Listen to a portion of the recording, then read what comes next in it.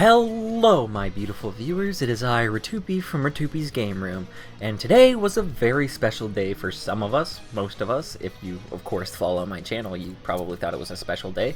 Today marks the day that they released the new Persona 5 trailer, PV4. The trailer was shown off during the Take Tokyo Tower event that happened today in Tokyo. Among other things that were announced, I will mostly go over what happened with the trailer, and I'll give you my analysis with it. I might go over some of the other details a little bit later after the analysis, but without further ado, let's take a look at this new, awesome trailer. Alright, from the very beginning, we see all of the school logos for the 20th anniversary for Persona.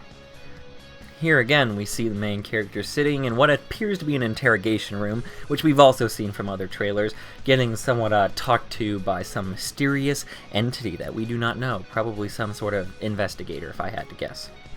And in sort of a reverse form of what happened in PV3, we see the Atlas logo come down to make jail bars, and then we see our heroes run forward from it. They bust out of a picture and they end up in this weird looking labyrinth style dungeon with many different scripted events that make it look very nice.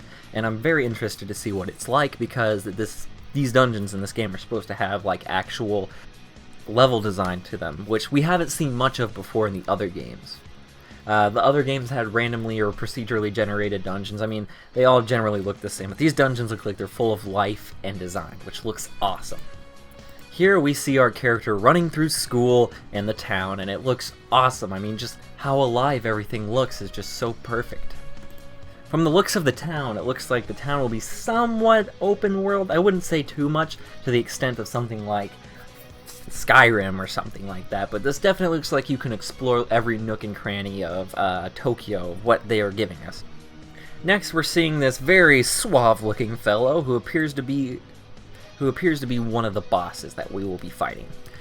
He's that big pink monster we've seen from PV3, and he appears to be a monster that represents lust, which we can tell by the busts of women all around him, the flower petals following everywhere, and all these other things that just speak out, you know, like lust.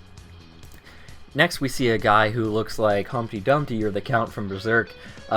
We see him walk down a road, and he clenches his chest as if his heart's being stolen, maybe? He might be a boss from later in the game, and his heart might have been stolen by phantom thieves, and that might be a moment when he's clenching his heart because his heart has been stolen. Maybe the whole stealing your heart thing is a little more literal than we thought. Next, we get some good looks of the dungeon and how the stealth mechanic works in this game. The stealth mechanic, as many of us have thought, and we're correct about, is that they get you a preemptive strike on your enemies. You lunge towards them when they're not looking, when you sneak up on them, and it looks like you get to engage them in battle in smooth combat, and it looks awesome. These stat menus are perfect. They tell you how much like yen, XP you get. It's just so cool and stylish. Like, I've never seen this in a game before. Next, we have an establishing shot of our new heroine, one of the new heroines we've gotten in this trailer. It appears she's struggling like what we've seen with Ryuji and stuff like that when she summons her persona for the very first time. Her persona turns into a motorcycle, which for a brief second it looked like we saw it turn into a humanoid shape. But this time, I guess it's got like a humanoid shape and a motorcycle. We'll have to wait and see, but that's what it looks like to me. Next, we see what appears to be another boss. He looks to be more of a traditional actor, like a traditional Japanese actor. After we see Morgana freaking out about what's happening, he turns into the block monster that we saw from PV3. Next, we get the glimpse of our other heroine in this game. She appears to be our navigator this time. She's personally my favorite waifu, but everyone's like, it's either it's a love-hate thing going on right now, but I think she is awesome. I can't wait to make her my waifu. Oh man, I need to go outside. There was her persona, flying saucer-like thing. The persona's name is confirmed to be Necronomicon. I probably butchered that pronunciation, but what you need to know is the Necronomicon is like basically this book with like the occult, the book of the occult, essentially. Next, we see what appears to give us status buffs, probably from Necronomicon and the Hacker Girl. We'll get more information on the new characters next week from a Famitsu article, which I will be covering once that comes out. But yeah, this just looks like status buffs and stuff like that are happening to our main characters. Here it looks like whenever we unlock a new location, it appears on our phone. Here we see Shinjuku appear on our phone, and it might be like a little mini-map that you can alternate in between, and there will be locked out areas until you discover them, which I think is really, really cool. It's a really cool addition. Next we see various jobs that our main character can be doing, working at a bar or fast food joint. And here we see the establishing shot from PV1 that just blew us away a year ago in February. Next we see another boss who appears to be a giant fly-like beast, and he just looks disgusting, and I cannot wait to pummel him into the ground. This also appears to be the scene where money's flying down from the ceiling from PV3, and it looks very interesting. He might be like representing greed, I would assume, just by looking at him. So we have the lust and greed so far. I don't know who that old traditional Japanese actor dude could be, but we'll have to wait and see. Here once again we have the seamless transitions for the menus. It's just so beautiful. We just haven't seen much of this before, and I think it's so awesome. Persona 5 will definitely be a unique experience. And I mean, like, I can't tell exactly what this menu is right here, since the translation's not out. But my buddy Mystic will be releasing the translation for this trailer tomorrow, and I'll link it down in the description once it's out. And I recommend you guys go check it out, because he's really good at translating, and you know, Persona 5's like his life, so you know, you gotta give him that. Here, once again, we see the Space Colony dungeon from previous trailers, and it looks very Tron-esque.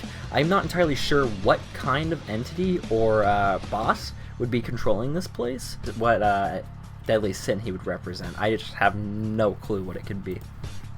Here we get another protagonist, another heroine, which I just think is awesome. All these heroines seem so strong in their own way, and it's just so cool to see them like this. It appears Morgana introduces her to the team, and it's just stunning, her entrance. She looks to be a strength-based character with her axe and her shotgun, but who's to say? We don't really know for sure yet. Next we see... Oh, okay. Well, we see them at the beach. It's good to know the beach episode is back, I suppose. Now, this next page is very, very interesting to me. The calendar seems to be cycling through, and at the bottom you see Q with like some Japanese text, which I once again don't understand, with a 6.1% and a yes. And you see the timer flying through, like the days, and it makes me wonder, this is just a theory of mine, but could you possibly choose which days you want to play on? That sounds really weird, I know, but like, could it be that you just choose what days you want to play on? Like, you can skip actual days of the week in this game? That's something we haven't seen in Persona 3 or 4 before, so it's a very interesting concept. But that's when you gotta ask, like, when do you draw the line there? Like, you can't just skip all the way to the end of the game like that, can you? Like, I don't know. We'll have to wait and see. Also, in the top left corner, we also see 20XX, and that's a common theme in the mainline Shin Megami Tensei series. We'll see like 19XX or 1990X, 20XX, 2XXX, you know, like, it just not specific years. And I don't know if this is just a placeholder for the time being until they decide what year they want it to take place in, or they just want it to be an ambiguous year, so it's more of a timeless story. I'm going to go with the latter and say it's just an ambiguous year, and they're going to keep it that way just so it's a more timeless story. Next we get a shot of a plane, and then we see our heroes inside of the plane. Now this shot is short, but it's going to make you wonder, who is that man right next to Ryoji that Ryoji lays his head on? Now Ryoji's funny to point out that he has cat eyes on his little sleeping mask, and you know, that's representative of Morgana. And speaking of Morgana, I've seen this around, and I don't know if I believe it, because I'm pretty sure Morgana's supposed to be a girl, but you know, it could be either way. We don't know entirely for sure yet. The guy next to Ryoji might possibly be the human form of Morgana. I'm not entirely sure. I don't know if I fully believe it myself, but some people are spreading it around and thinking that, you know, that's what they believe. Here we see the explosion at the end of PV3, which I have no idea what it might be. Possibly like if a failed dungeon or something, like if you fail a dungeon, like in P4, the person would die if you fail a dungeon. Maybe in this game, like, the dungeon will explode or something like that. Or maybe it's just some sort of event in the game. We have no idea for sure. Here we get some more gameplay, and here we see Alice and her signature move, Die For Me. I don't know if it's entirely Die For Me, but it looks like it to me. But, oh well. We'll have to wait and see. Here again, we see some stylish takedowns for P5, like in the combat. It just looks so stellar. I cannot wait to see what the full game will be like.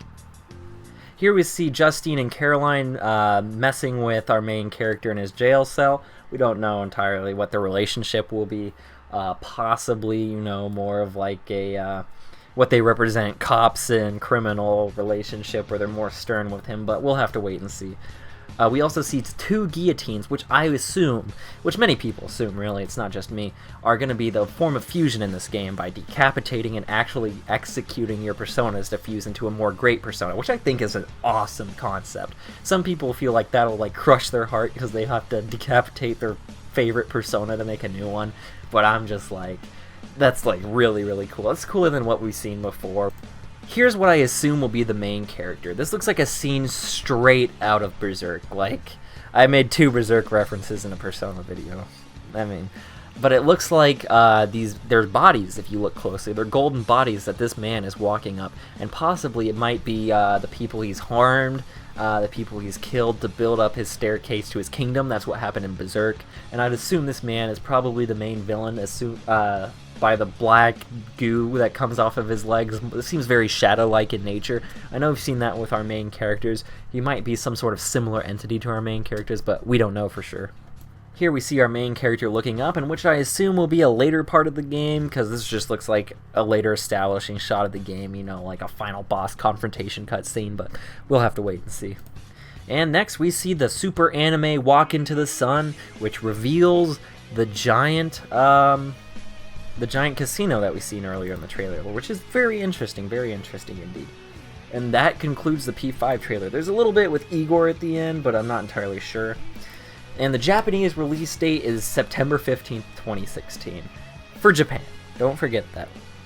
Now, I know a lot of people are bummed out, including myself, because, you know, we want the American release date. But it's very interesting to add. After the trailer was announced and a few DLCs were announced for P5, we were told that P5 would personally be at E3, possibly at the PlayStation conference, which it has been absent for the last year.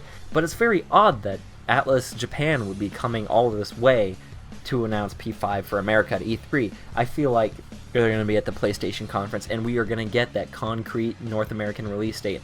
There is more Persona story retrospective, so do not worry, they are on their way.